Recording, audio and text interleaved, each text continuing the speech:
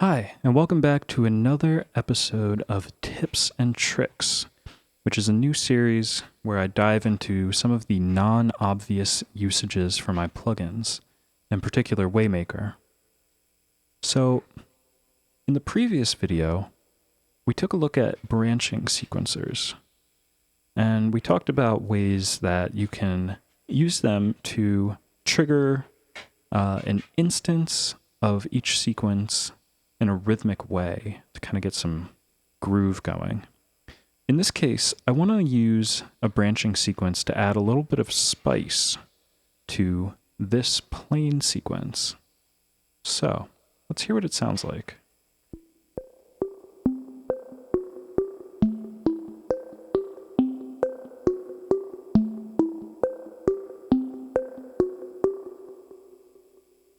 So this is a pretty basic sequence.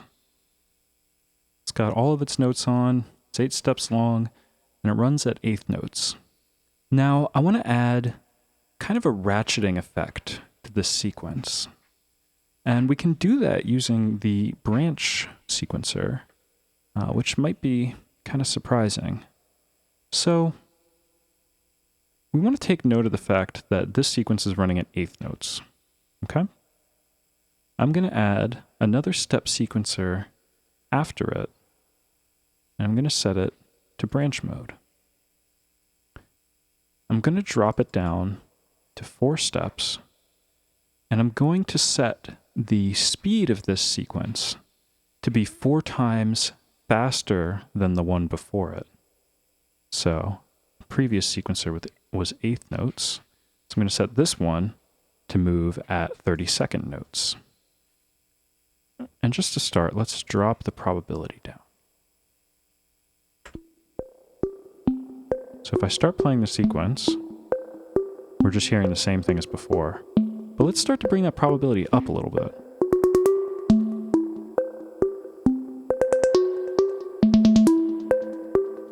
So now we're getting these random interstitial repeats going on. And you can control kind of how often they happen. And remember, because branch sequencers are transposing by default, it's following the pitch of whatever note triggers it. And because we haven't touched the pitch sliders, it's basically just repeating the exact same note 4 times. This gets a little bit more interesting too if we start to actually change that pitch. So maybe we want our repeats to be an octave up. So let's set them all to plus 12. So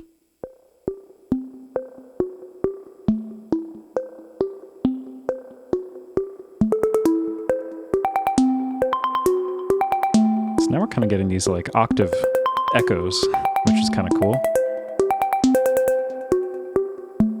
Can also kind of alternate.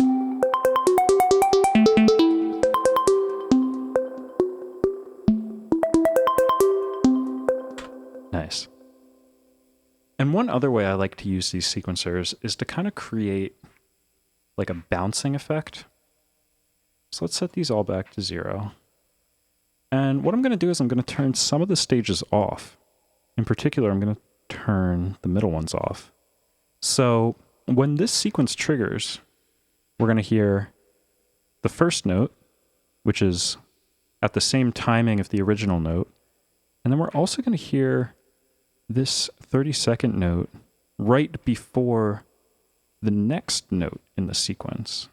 So we kind of get this like effect where we're bouncing into the next note. Let's just hear it.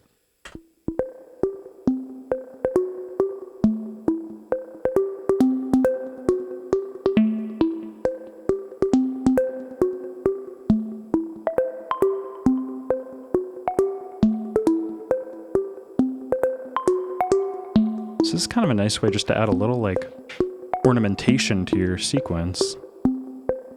And it's almost like a little,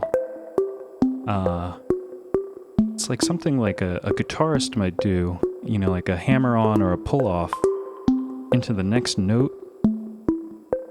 And we can play around with, you know, which of these notes is actually the one that's triggering.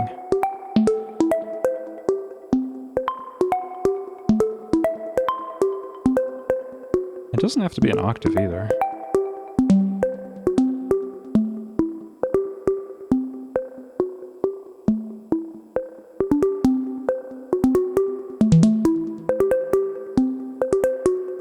So I would say in summary, I really like this type of sequencer, the branch sequencer. I like using it to create these little like augmentations in my sequence. Especially, you know, this is a low-pass gate sound that I'm using. I'm using the Natural Gate by Rabid Elephants for this sound. And that low-pass gate has a nice little trick to it where if you feed it notes more often, it actually opens a little bit more. So I like using sequences like this with a tool like that because it actually affects the timbre of the sound too, which is kind of cool. You can hear the sequence gets a little brighter whenever this sequence triggers.